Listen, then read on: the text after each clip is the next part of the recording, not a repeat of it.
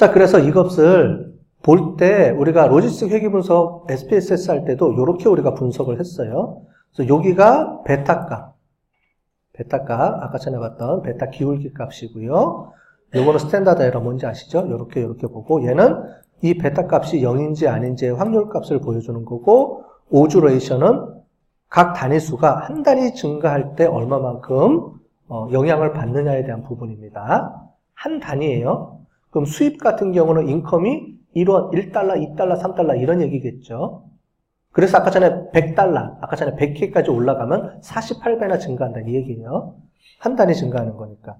근데 여기 쭉 보면은 얘는 연속 변수 그래서 어떻게 되겠는지 알겠고 여기 보면 그래서 1보다 작은 거는 오히려 감소하는 거예요. 에이지는 나이는 많으면 오히려 감소하네요. 나이가 증가할수록 대출 수락할 확률이 감소하네요. 그죠? 근데 큰 의미는 없다고 본 거죠. 여기 보면 얘가 0.05보다 크니까 거의 0에 가깝다. 별 의미가 없다. 이렇게 보는 거고요. 얘도 별 의미가 없다. 이 두 개는 그렇게 보시면 될 것 같아요. 문제는 0인 것만 쭉 보시면 그러니까 확률이 p-value가 0.0005보다 작은 것만 쭉 보시면 이런 게 들어가죠. 그래서 인컴은 어떻게 돼요? 1.06배만큼 증가하는 거죠. 0에 비해서. 그러니까 한 단위가 증가할 때마다 0.06만큼씩 계속 증가하는 거죠. 한 단위, 그러니까 1달러 증가할 때마다.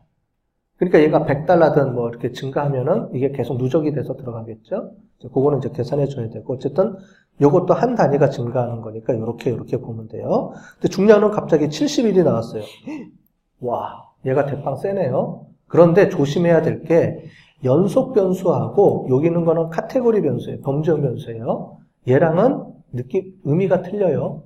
해석할 때. 얘는 뭐냐면 한 단위가 증가하는 거고요. 얘는 기준이 뭐예요?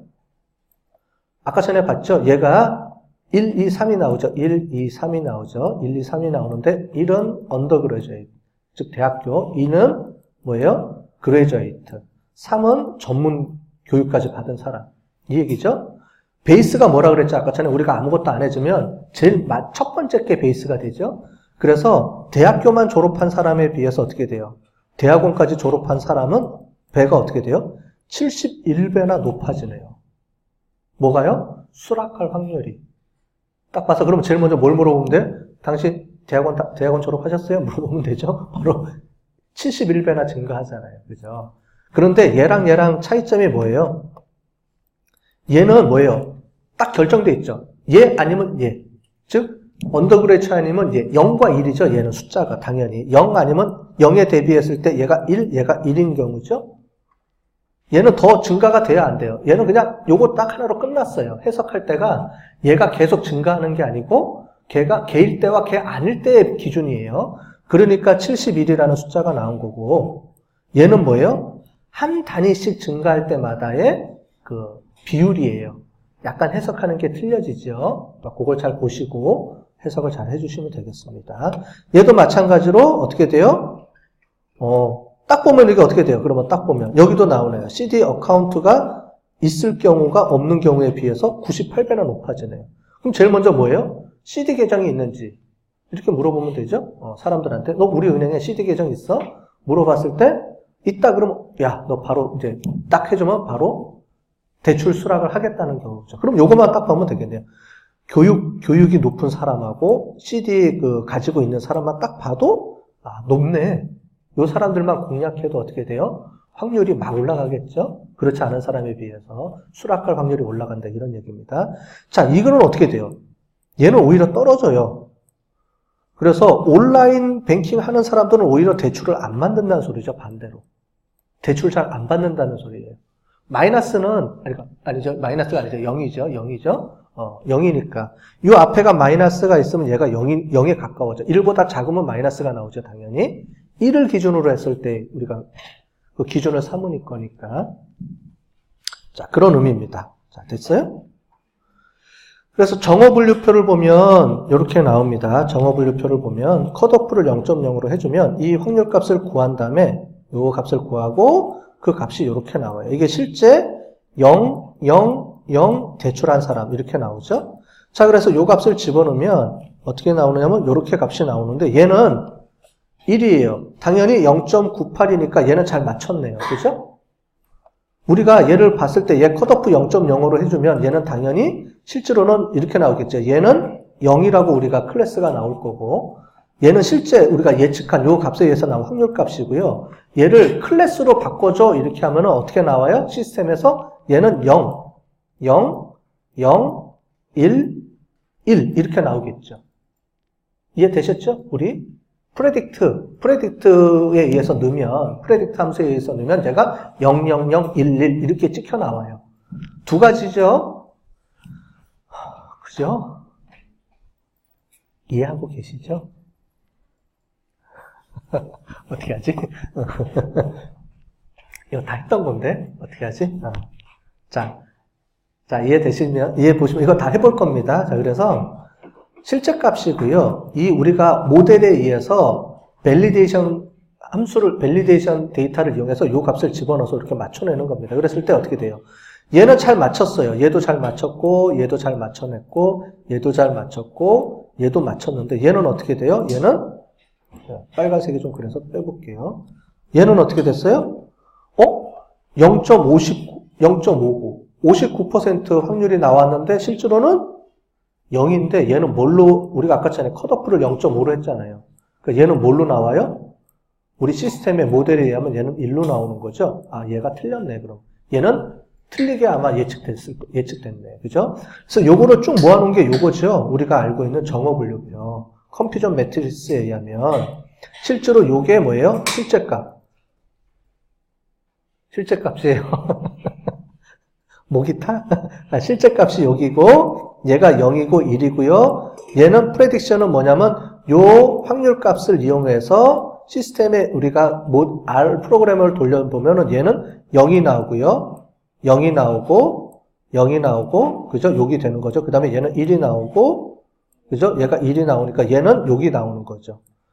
뭐냐면은 레퍼런스가 0이죠. 0인데 1이 나오니까 여기 들어간 거죠. 그죠? 18개 중에 하나네요, 얘가. 그죠? 요렇게 우리가 계산을 쭉 해서 아까 전에 정어 분류표에 의하면 요게 5분류죠. 18개, 71개가 요게 5분류율이니까 정분류는 1 마이너스 요걸 빼면 95% 정확하게 맞췄다. 이런 얘기죠. 그죠?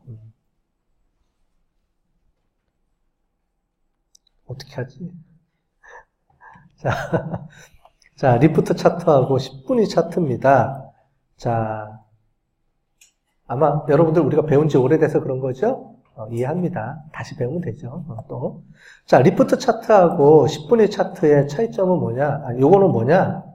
요거는 이거예요. 우리가 총 2,000명이죠, 밸리데이션. 뭐냐면 우리가 고객이 2,000명 있는데 이 모델에 의해서 앞에 모델이 예측률이 높은 모델부터 해서 우리가 그 마케팅을 한다 그러면 어느 순간이 가장 높은 응답률을 보일 거냐 이거예요. 그게 리프트 차트입니다. ROC 커브랑은 좀 틀려요. ROC 커브랑 얘가 비슷한 모양이에요. 근데 헷갈리지 마세요. 리프트 차트는 몇 명한테 보냈을 때 가장 응답률이 높을 거냐고 ROC 커브는 정어 분류표하고 특이도를 이용을 해서 민감도하고 어떤 모델이 좀 더 정확하게 예측이 되느냐 이걸 보는 거예요. 전혀 다른 개념이에요. 모양이 이런 거랑 비슷해서 그런 거지. 무슨 말이냐면 이겁니다. 자, 얘를 봤을 때는 어떻게 돼요? 우리가 만약에 제가 어떤 이거를 모델을 이용한다 그러면 상위 10%한테 보내고 끝날 거예요. 왜냐면은 이거랑 같은 개념이거든요. 얘랑 상위 10%, 즉 우리가 2,000명인데 10%니까 어떻게 돼요? 200명한테 보내면 그렇지 않은 사람들에 비해서 어떻게 돼요? 7.9배나 응답률이 높아요. 이 모델에 의해서 우리가 200명만 잘라서 보내면 가장 높은 응답률을 보내겠죠. 왜냐면 마케팅도 비용이잖아요. 그러면 뒤에 있는 사람들은 어떻게 돼요? 이 사람들은 별로 크게 영향을 조금 응답률이 좀 떨어지죠. 그러니까 앞에 보면 우리 이 모델로 이용을 하면 10%까지만 보내면 거의 7.8%, 즉 뭐냐면 우리가 이런 모델을 사용하지 않고 보냈을 때에 비해서 거의 8배나 많은 응답률을 보일 거다라는 내용입니다. 그러니까 이 모델에 의해서 앞에 200명한테만 보내주면 제일 좋겠죠. 근데 나는 좀 돈이 있어. 좀 더 보내고 싶어. 그러면 뭐 여기인지 여기까지인지 얘를 끊어주면 되겠죠? 어느 정도? 그거는 이제 여러분들이 이제 정책적으로 결정하는 부분이에요. 그 다음에 중요한 변수만 선택하는 목적에 따라서 이게 선택이 됩니다. 그래서 중요한 변수 선택하는 방법은 백워드 방법은 변수 다 넣고 제거해주고 포워드 방법은 변수를 추가해주고 스텝와이즈 그 다음에 이거를 하는 ARC 방법이 있어요. 이게 R 프로그래밍을 배웠으면 이걸 다 설명을 듣고 왔을 텐데 그죠?